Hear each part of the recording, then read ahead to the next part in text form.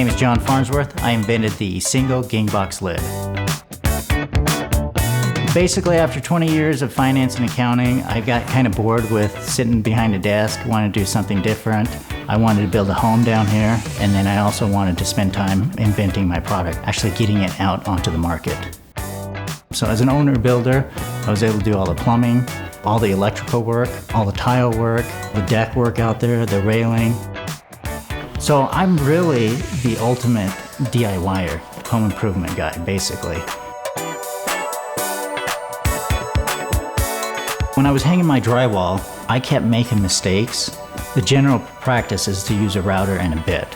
And a lot of times I would go in to the drywall and I couldn't find that electrical box. So I was like, hey, there's gotta be an easier way. With a lid, the nice thing I realized is if I just have a lid, one poke I find it, and then if I slide it across, it automatically drops to the outside edge.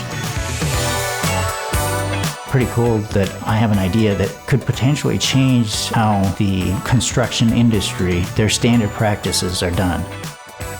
With Lowe's, hopefully they're interested in this product, hopefully we partner, and hopefully we can both be successful.